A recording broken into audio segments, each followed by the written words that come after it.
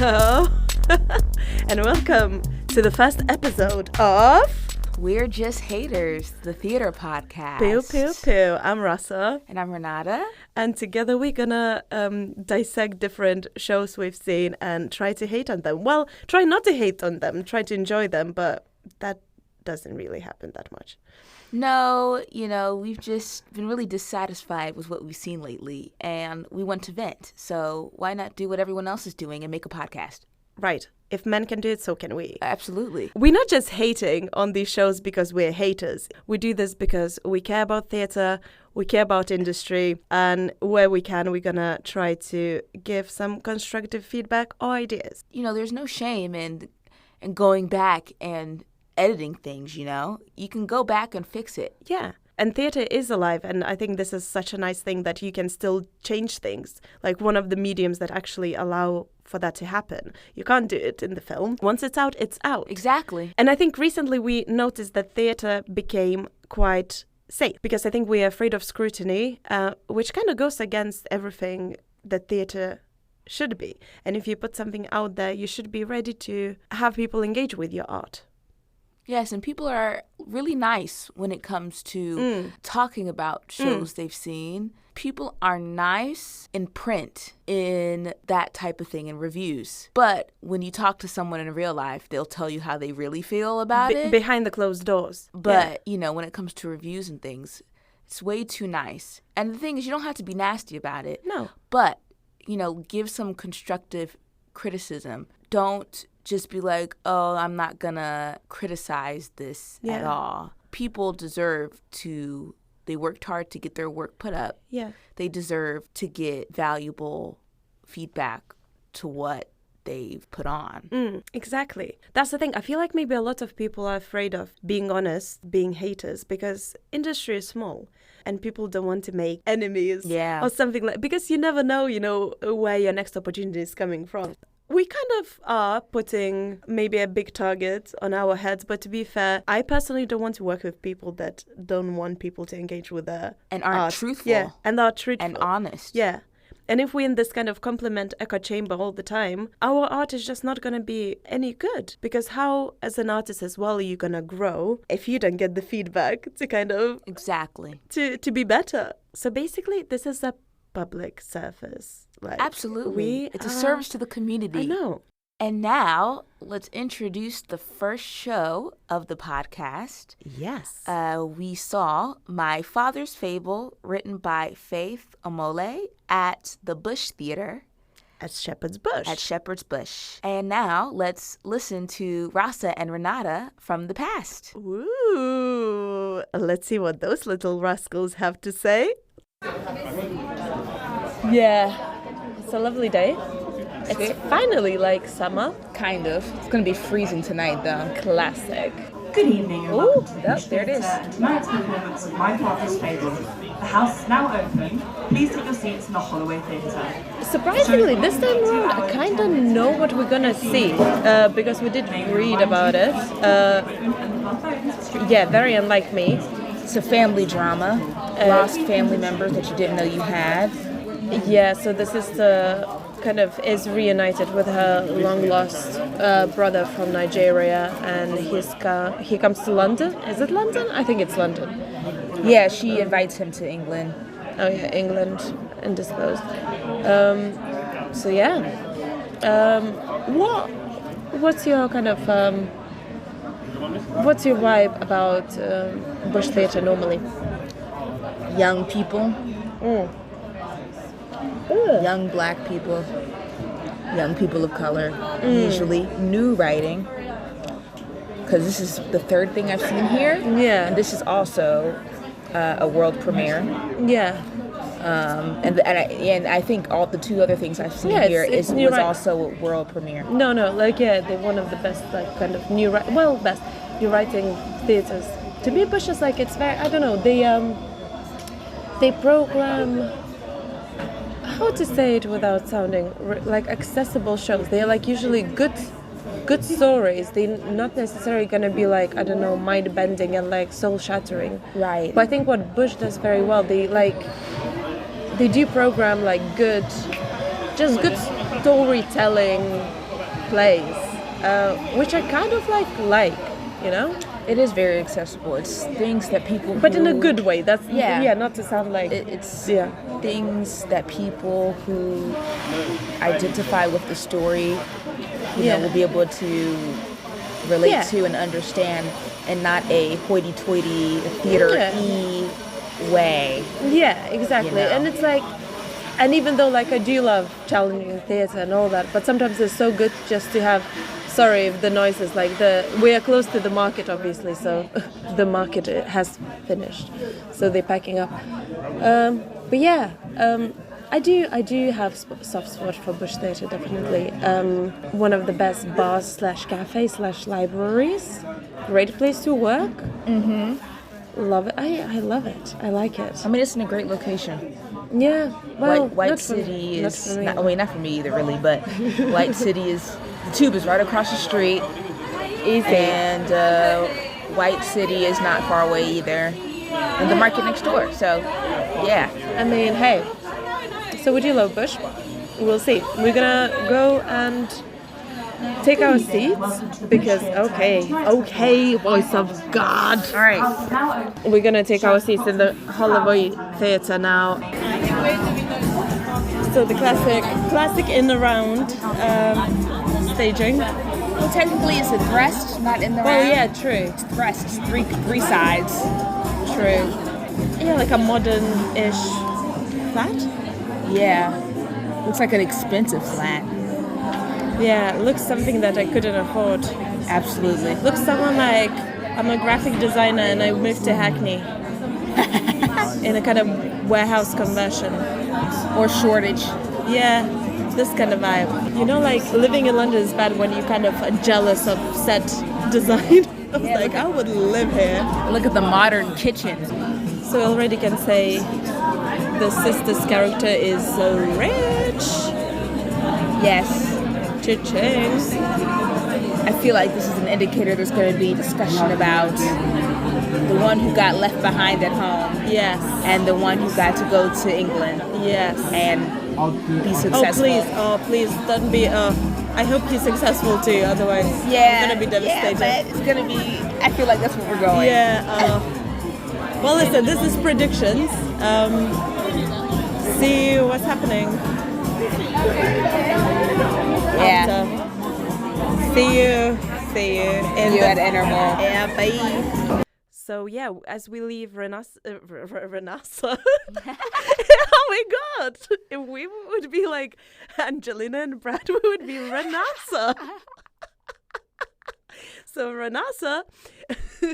So we leave Renata and Rasa watching Act 1. Yes. We are back in the studio.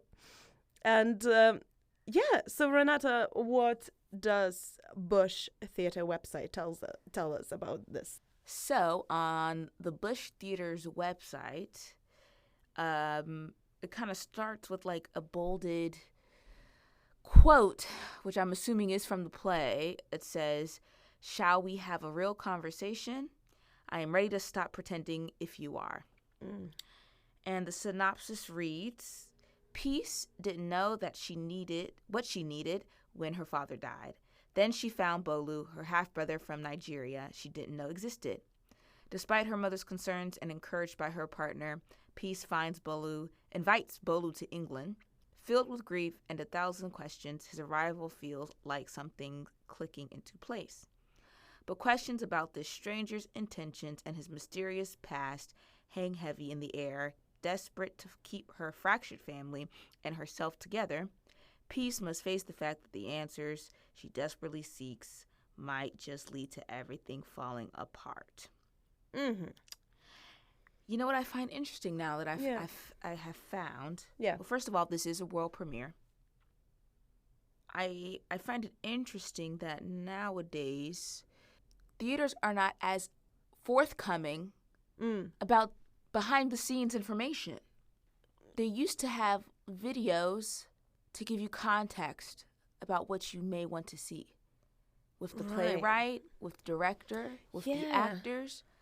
Maybe it's because we saw it so early in the run that there's no media attached to it. Yeah. But I found that we're not really doing behind the scenes looks. And I think that's really important to have because it gives us all context to why they wanted to write this play, what this play is about, what the director is thinking, what the actors are thinking, how they're engaging with this piece and things like that. Because, I mean, it's good to go into things blind because then you can have, create your own opinions without influence from others. That's what I like to do. But at the same time, for our purposes, even if we see it afterwards, it's good to see some additional information about how the play came about. Yeah. But definitely it could be quite niche. I mean, it is interesting, but I feel like the majority of theatre goers wouldn't really seek that information necessarily. Maybe it's because I'm a dramaturg. I think that's what it is. I think it's like I need this context. I think it's a you thing. To see what it is. No, I really don't like to know what's going to happen because, sometimes you read this blurb and, you know exactly what's going to happen. Yeah. And obviously, kind of hope it's not going to be the case and you're going to be surprised, but more times than not, you get exactly what you kind of... That's true, because based on this blurb, as you will see from Rasa and Renata in the past... Yeah, as you're going to see in the future. Exactly what we thought it was going to be. Yeah. And you know what? There is nothing wrong with having predictable stories. No, tropes. Because tropes are tropes for a reason, and humans keep telling the same stories in the same way over and over again. We've been doing it for thousands of years at this point. Yeah. But the issue is execution of said tropes. You can make the trope interesting. You don't have to do it straight on. Don't get angry before. Okay, all right. I think now... It's just like PTSD is you just rip... No spoilers. Let's not spoil it. Not. Maybe we're gonna love it. But let's talk about the Bush Theatre in general. Yes, in general. I actually love Bush Theatre. I like Bush Theatre too. Yeah, as we said in the past, that Bush Theatre is a good new writing theatre. I think they definitely do give a lot of support for new voices. So a lot of world premieres and a lot of first kind of debut plays of the playwrights being put on. So it is very good. I think another thing we discussed, but I think it was off the record, is when I think you do support those young artists, you do need to mentor them. Yes. Don't let them flail in the wind. Bring guide back them. The gatekeepers. No, but you have to guide them. And I think this is, it's going to make more sense after you hear our thoughts in the interval. Now let's go back in the past to interval at My Father's Fable.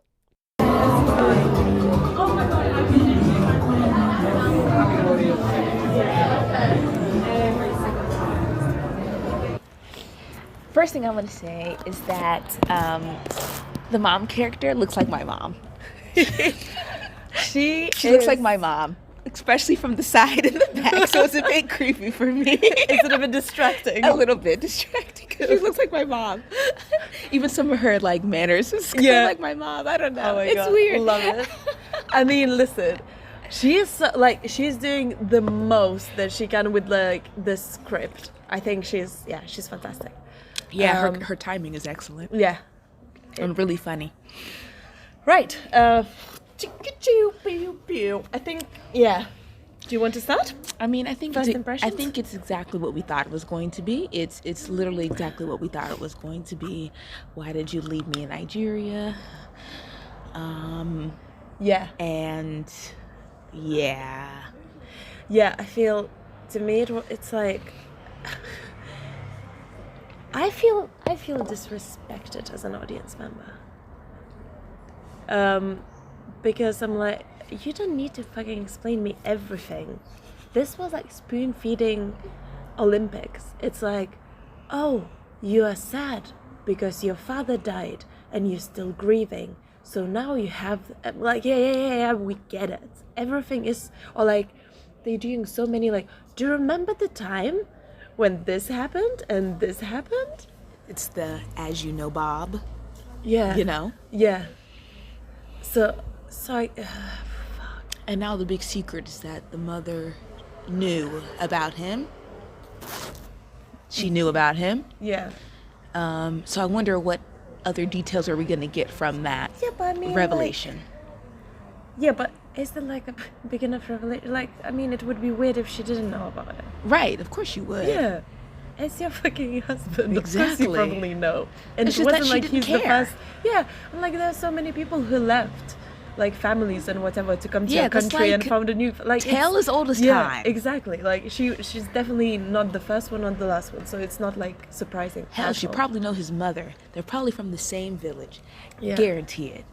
I mean, when did it open? Is it like recently? Because I feel like there's some rehearsal bits, some yeah, jumping into people's lines. Yeah, because the main the daughter character, what's her name?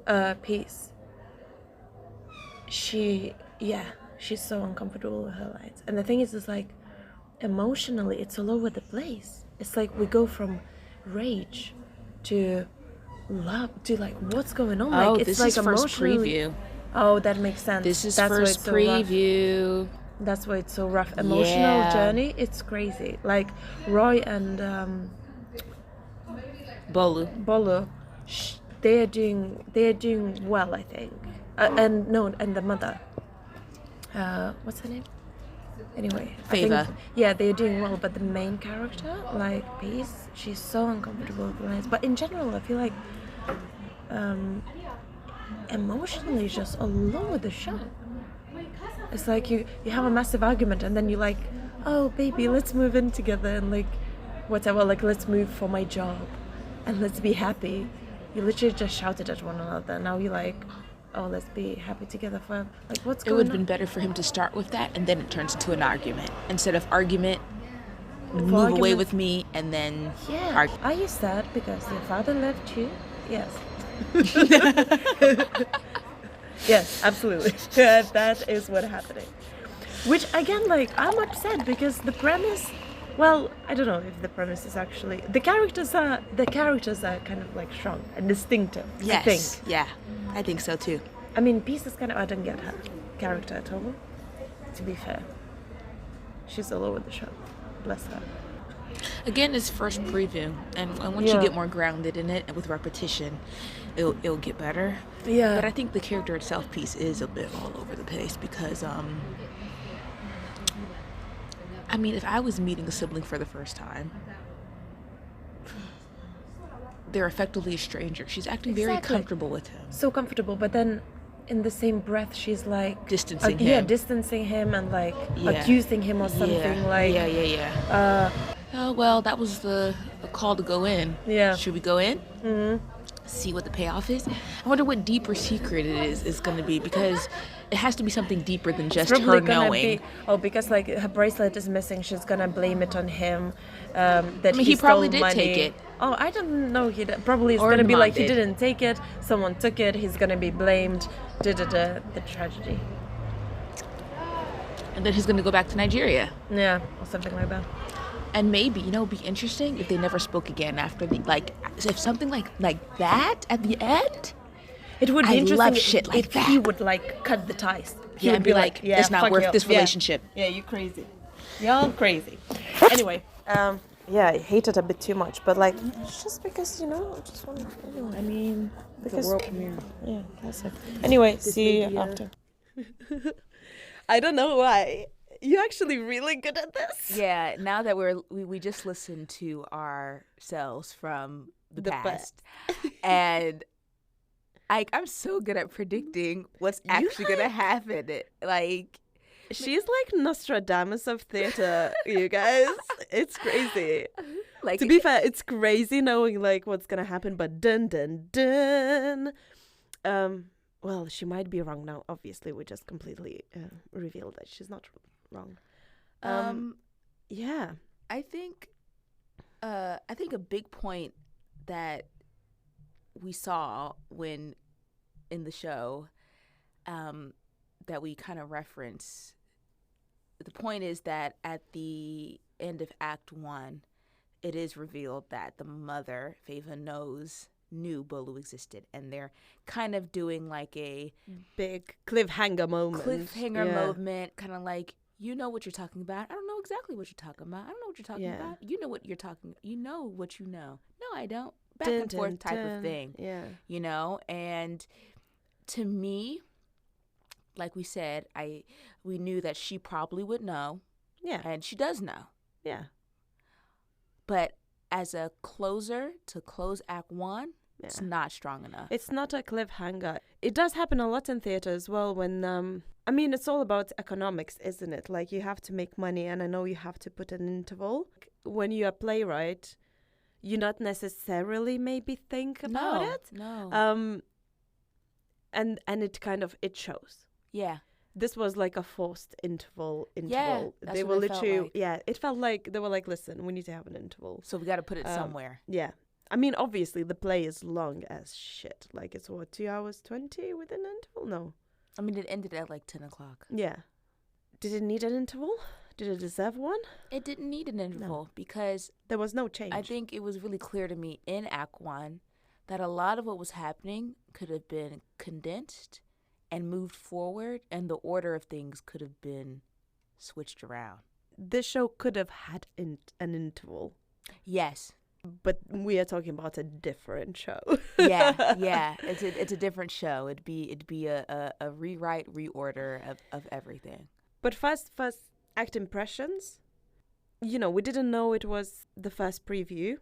So obviously it was understandable that actors were not comfortable with their lines. And there was some tech things, some lighting moments that kind of you could tell were off. Yeah, the transition. Well, yeah. We'll talk about transitions later. We'll talk about transitions. And that's understandable, but I think there's so much you can do as an actor. There's so much you can do as a director as well if the play is just not there.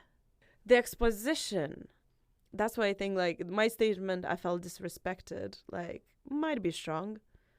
I still stand by it. I do like to work, like, trust me, I have enough humanity in me to feel empathy towards my fellow human beings.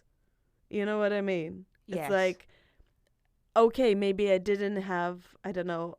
haven't lost my father, but I can understand and empathize with what that might feel like. Yes. Don't need to tell me I'm sad because I just lost my father. I get it. I think a lot of people are scared that the audience won't get it, and that's why they insert all that exposition in there. And they're trying to over-explain it so that all the information can be there, and so that later on the audience will remember what happened before. Yeah. So that they won't get confused. But that's the thing. Respect me. Trust me. Yeah.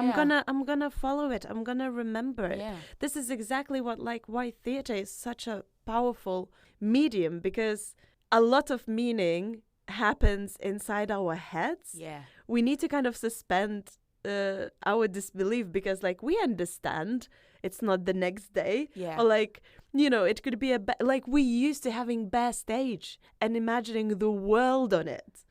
Like, there's so much happening in our heads. We know how to, like, follow a simple narrative. I'm getting angry again. Yeah. But, like, we just hate. But, like, trust us. Have some, like, respect to your audience. We're not dumb. You know? Yeah.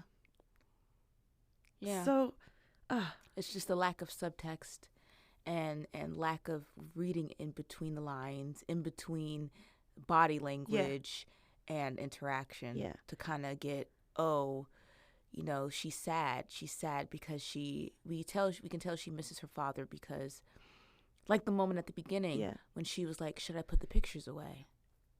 Yeah, that is subtext enough. That's it. That's it. Shouldn't have added any more to that. Should I put these pictures away because I feel like I want the pictures out there because I miss my dad. Yeah. But you don't need when my brother comes, Yeah. he may not be comfortable with having the photos. I don't want to rub it in his face. She does say that. She does say that. But they kept over-explaining that and after she that said fact. again and again and again. You could have said, as you say, you could have said, like, should I put pictures away? And that's it. And then maybe a moment with her pausing. Yeah. Looking at the photos. Yeah. And then hesitantly putting them away. Yeah. And maybe then her boyfriend could have, like, even commented, like, with no words, being like, just looking over to her, is this necessary? Watching her do it. Yeah, and she's like, and okay, then cool. go back to whatever he was doing it. We understand. But that's a directing. That's a directing But thing. the thing is, but the words were there. Yeah.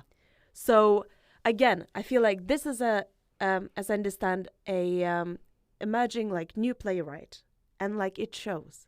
Because I think that it makes sense why they wrote so many words in it and tried to over-explain it. But that's what we said in the beginning. That's why you have to mentor your artist, because maybe it's there, I'm not sure.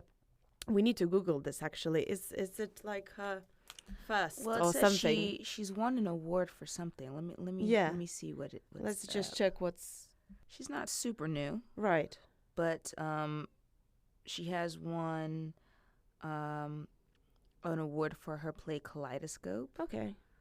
Which is a prize. The prize she won, the Alfred Fagan Award, is a... Okay, that's like, that's for Black big. playwrights. Yeah, that's big. But she's primarily an actor. Right. Okay. Primarily an actor. Okay. She got nominated for an Olivier for being for Best Actress in a Musical for Standing at the Sky's Edge. Oh, so that's a pretty big. So she is not. She's in the show We Are Lady Parts on Channel 4. Yeah. So she's pretty seasoned. Accomplished. Yeah. Maybe as an actor, but maybe not necessarily as a playwright. Yeah.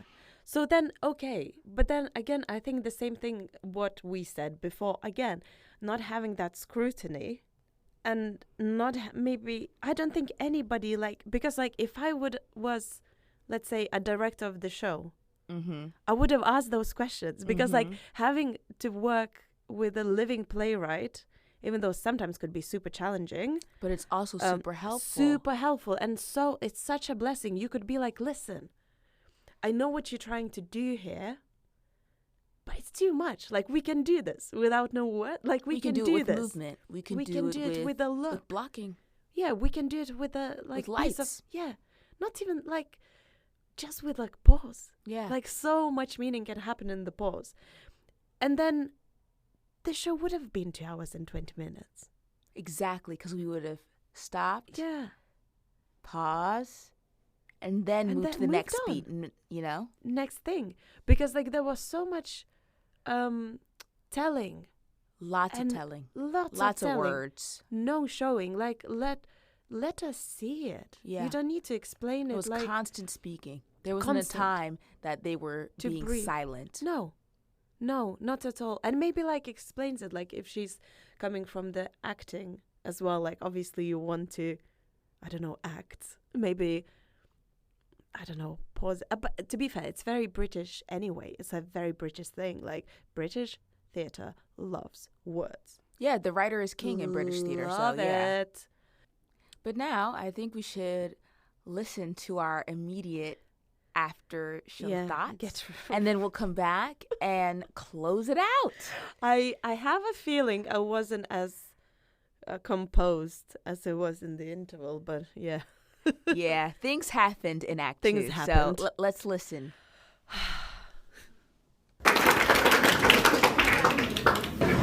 After show thoughts.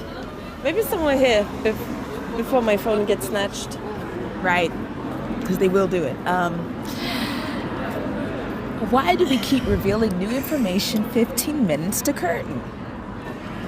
Why do we need a new plot twist at the end? We don't. Like, in what world would that happen? As well. Okay, it would. I feel like it would. No, but like, it's in plausible. Yes, but then explain what happened to the mother that she let you to take her child. What happened to the father that he was like, yes, let me give my child to my mistress? Like, what?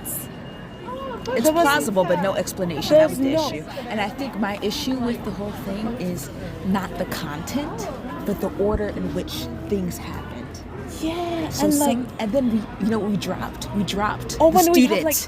We the students we in the lived in school. Exposition City, and then when there was a point when we actually had to expose how in the world this logic would logic, we were like, nah, let me talk about mountains and deserts.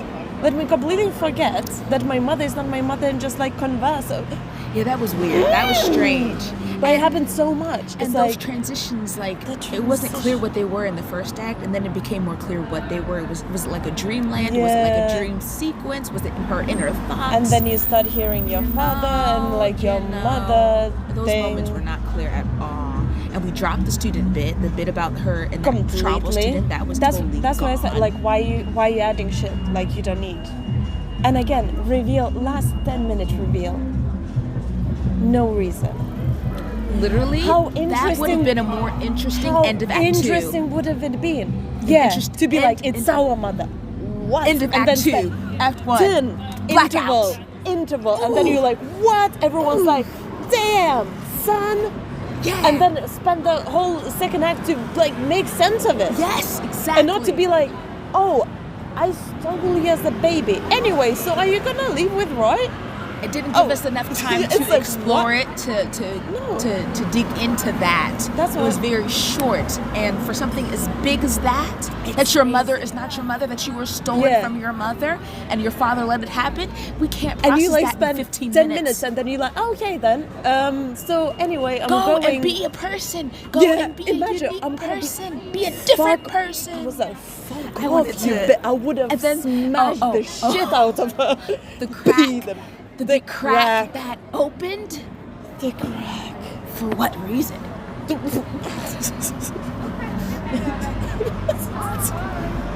Honestly. Like, suspend disbelief, but like, logic still has to be there. Like, come on. Make it make sense, people. Yeah, that's you can the thing. do it, but you just have to explain it, and you can't just give us things at the last just because or just because like we need another twist. Also, there was a point where I think someone forgot their lines because they kept going in circles when they were on the couch. When she was like, no, you don't want to go, you want to stay. That bit, I think someone forgot their line. I hope she did, because that was written in, and there was a lot that kept being repeated over and over again. But the thing is, because it was so spoon-feedy, probably they were like, listen, the audience need to understand that mom is controlling her and putting she only has to say it 2 times max. No, you don't have to have I hope it was. Again. I hope it was. So, I mean, it's fast preview, but the thing is, it's the play that's the issue. It's the play. It ain't the actors. I mean, obviously we're directing, I don't know. We're directing too. Weird transitions yet again. But the thing is, you could save this so much. It's just flawed. It's the order. It needs to be shortened. 90 minutes. Yeah. And take some things out, move some things forward. Exactly. And arrange the order of to be things. fair, the pace, it didn't feel... I wasn't bored. No, the pace was fast. The pace was okay. But it could still be shorter. It could be shorter, remove the school, whatever. Yeah. I know you were trying to make a point, whatever everyone's making. I mean, so, not fine. just a certain student. Maybe it could have been just her, the stress of a teacher in general. You know, we didn't have to go deep into that because we already had enough material to go off of. But that's the thing, to fill it up. Explore her, fake mother. What led? Explore those grown-up relationships. How the fake mother thing. That should have been kind of more hints. I mean, there were hints in Act 1 about it. That's why I said I knew it. Because But the thing is, there's no logic. You would never, as the brother, you have your little baby sister stolen from you, your life ruined. You would never go to your house and be like, oh, hello, auntie, you all right? You would confront her immediately. You would never, there's no logic at all.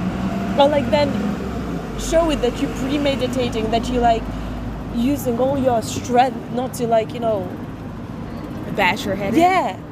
Sorry about the violence, but tell her about herself. No, but for real. I mean, obviously this is unfiltered. We're gonna be more on the ball and kind of, I don't know, reserved when we go to the studio. But but that's why, you know, we're doing this.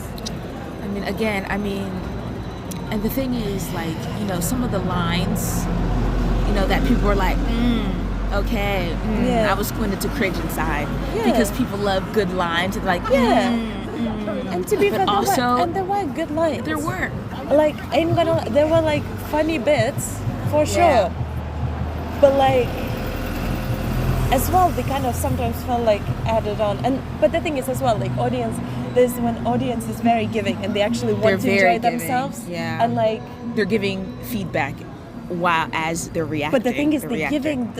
I don't know if it's a good. You know, sometimes what we talked about, like lack of criticism and everything, is like when your friends you did a good job. Yeah, that's the thing, because it was full of friends. It was, obviously. Which is because that's the thing. It's like it's interesting for a creative. Let's say. Interesting question, because like you're like, oh my god, standing ovation. This was like resounding yes. It was like incredible. And you would come like, fantastic. No notes. Like that cue messed up. Like you forgot that line. But like the audience fucking loved it. We did such a good job. Like you would think that as well. I don't know.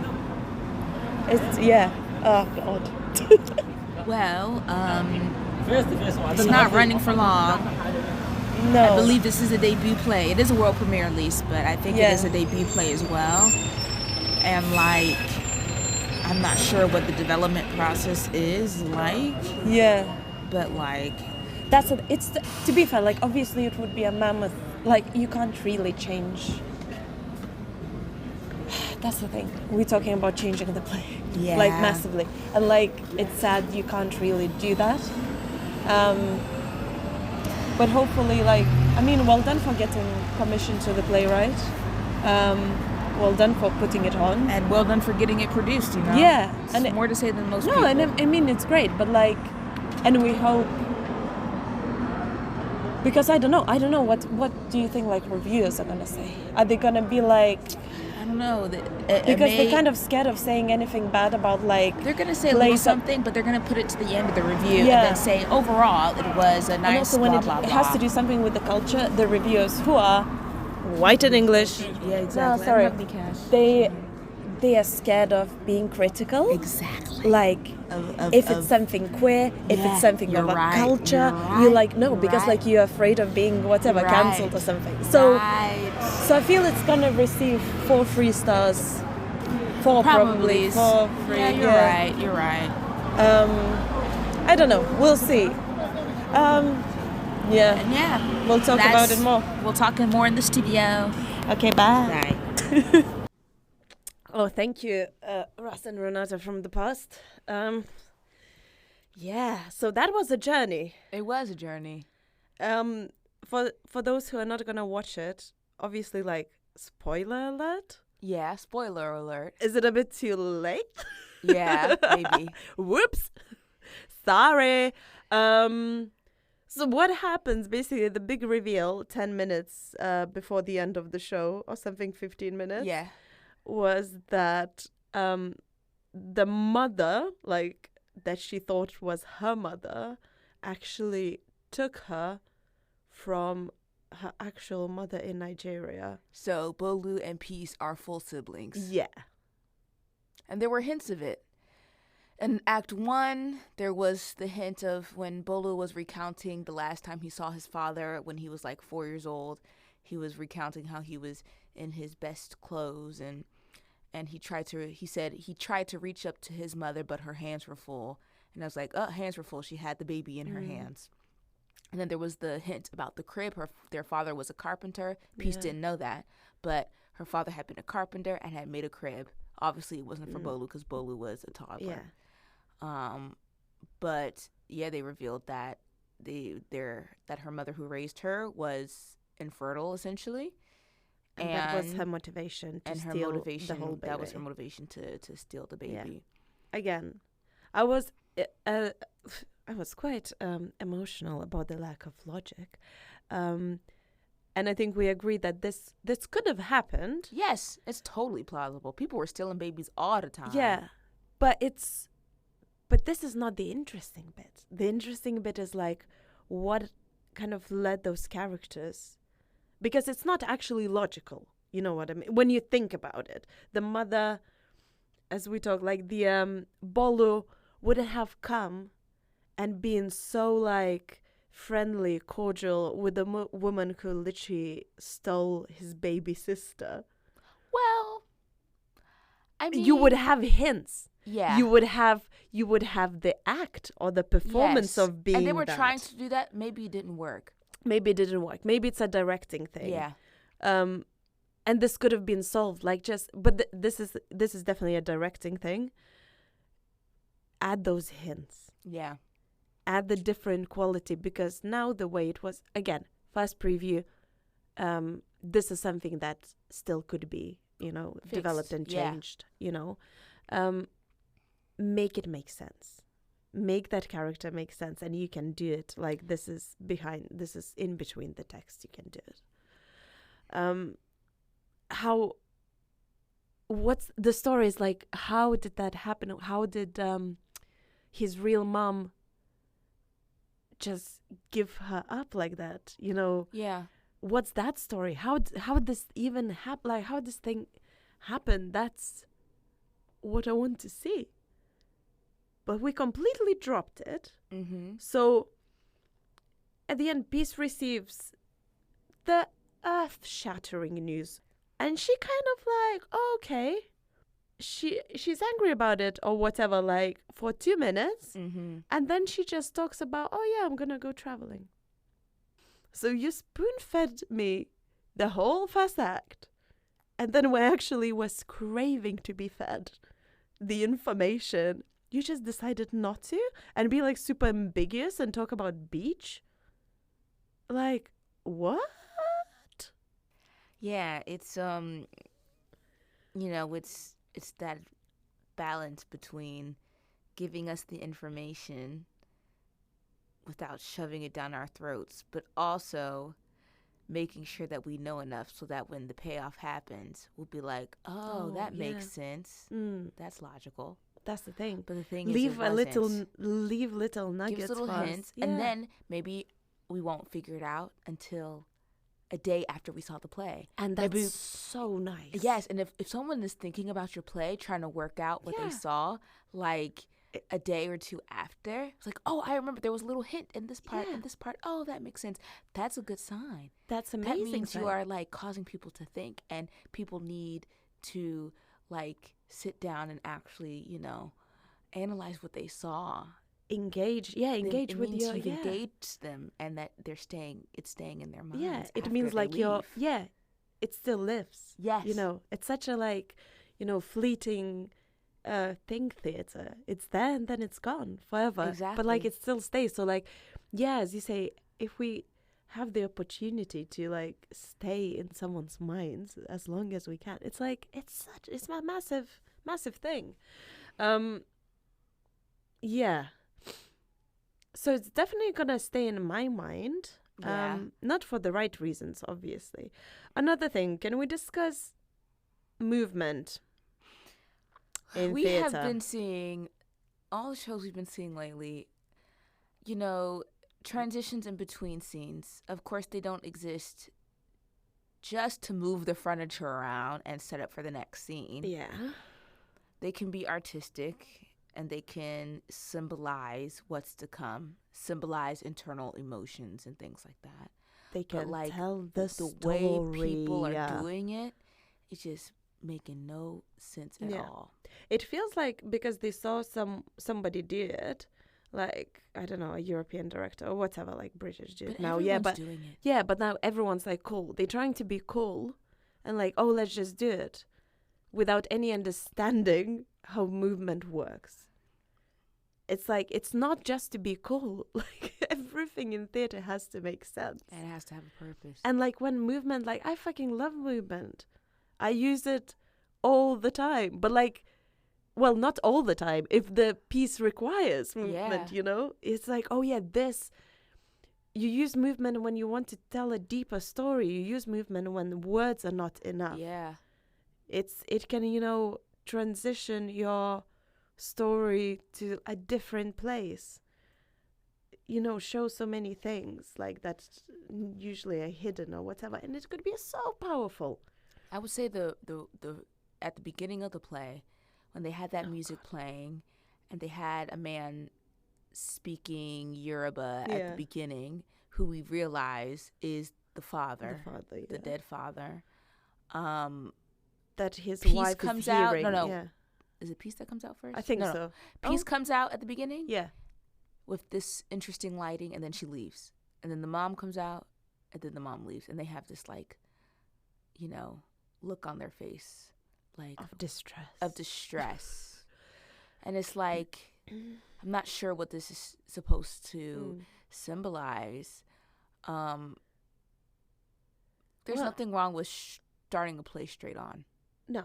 We don't, because something else that I saw a couple weeks ago. It was comical. Did the same weird interpretive dance beginning. Yeah. And like. And again. We can just start. Let's just start let's just do it. The thing is, it's like. You can have a little intro music and start. It's okay. But we don't have to have a lighting moment with the characters coming on stage staring into the ether. Yeah, directors is okay sometimes not to direct everything. Not everything has to be a directorial choice. Just do it. Like, I know maybe it's like, listen, look at me, I'm here, I'm doing things, but yeah, that opening movement sequence, both me and Renata looked at each other and laughed. Actually, every time there was a weird transition, we looked at each other. Because it was just so ridiculous. But then again, on the flip side, if that would have, if it had meaning inside of those same transitions and movements and opening, that would have been fine. But like, put some meaning into what you're doing. Just to make weird movements and interpretive dances doesn't make you edgy and cool and like, right. Yeah, I'm trying to be like composed. I think overall the concept is good. It's recognizable story. And it can still be something good, even if it's recognizable. Absolutely. Even if it's a common story. Everyone in their family has a story like that. That's why we work with archetypes. Like, archetypes, like, it makes sense, those stories. But it's just that, the sequence, when people learn about things like that, about secrets in their family, the reaction to it and the fallout as a result, and the things that happened beforehand to cause that secret to even happen in the first place. Yeah. You don't, when you're putting something like that on stage, you still kind of have to reenact it like how it would happen in real life for it to make sense. This is like the intro. This is the story. Even though theoretically, it's even though you have a shorter time, of course. We have time jumps in theater. That's what the time jumps are for. Yeah. That's what they, time is a week later is for. A week later, a year later, 5 years later. Exactly. Like, you can do whatever you want. You can end up in motherfucking space if you wanted to. Exactly. Like, that's the thing. And I feel like with this, we want to kind of give, as we say, constructive feedback, because we would want that, Exactly. And we love when that happens to us or when we do our work. And I think the tricky part is with this, even though it's early on in its life, we saw it in the first preview. It's probably gonna be the end of the first week by the time this comes out, so it's still young. It's still an infant little performance. So if you viewers out there decide to see it like in a couple weeks' time, it may be different. It's not going to be that much different. That's true, because they'd have to change a lot. The thing is, so for this, the main issue is, unfortunately, the play. Yeah. The interval for us, in our head, would be the revelation, obviously. That her mother is not her mother. Yeah. And then we would be... the fallout as a result. Having that drink with a shaky hand. Yeah. In the interval, and then coming back to possibly see how that happened. See what happens to the mom. Did the mom see what happens just shut down and tries to, leave her alone for a CP little is bit. trying to process and make sense Exactly. of her life that's been a massive lie. Yeah. So, Process her father, because she barely really talks about her father, because she says, no, I don't want to talk about yeah. our father. I want to just talk about me and you. Yeah. But she's still grieving. She's learning information about him that she didn't know, Yeah. but she's not really the emotional talking as well. about it. Yeah, the emotional kind of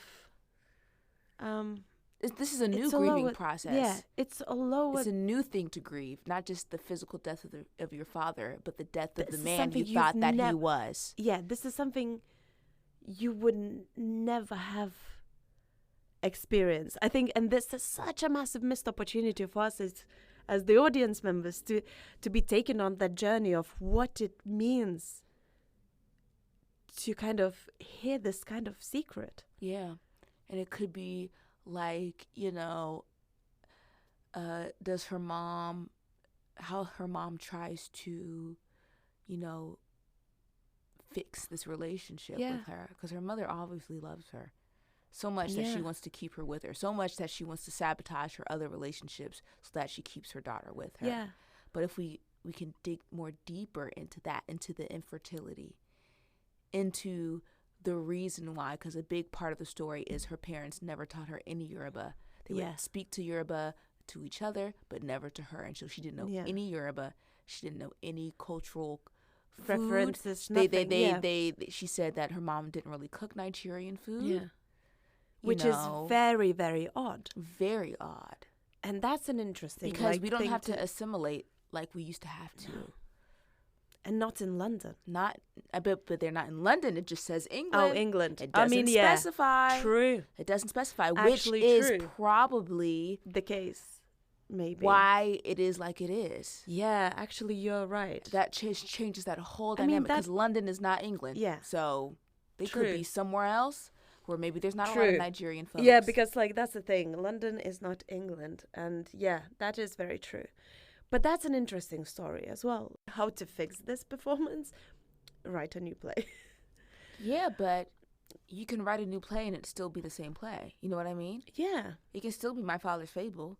Bring us to Nigeria. See what happened. Yes, bring when us she goes to London. Visits her mom. Yeah, visits the mom. Shows what happened. Her biological mother, we mean. Yeah, how this thing happened. Like, and then the fact that if she doesn't speak Yoruba, she won't be able to communicate. She may not be able to speak to her biological mother. Oh my gosh. Yeah, imagine. Because if her mom, let's assume she didn't maybe get the colonial education or whatever, she maybe doesn't fucking speak English. That would be so interesting. Exactly. That would be so interesting. And then she realizes that actually her relationship with her fake mother is much stronger and much deeper. Because she raised her. Yeah.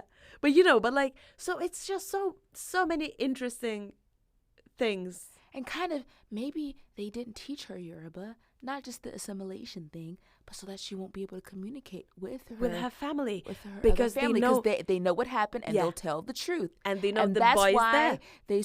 That's why Bolu said, "Did you know your father has siblings and nieces and nephews that he's not spoken to in ages?" Exactly. And he did that for a reason, because they knew what he did. And if she can't speak Yoruba, she can't communicate with them, and she can't know the truth. They can't, because probably they were sending fucking letters. They were calling home. They were trying to. But he cut them off because he knew what he did was wrong. Yeah, because it's literally. Well, I think probably they didn't know where he was, because this is a kidnap. It is. It's a kidnap. It is. The fact that they managed to even go across the border, that's Yeah, that part's a bit, I'm not sure how that worked out. Yeah. I mean, you can get a passport for a baby, but. Yeah, but. I don't know. But that's obviously techie, maybe. But this is literally was a kidnap across the borders. And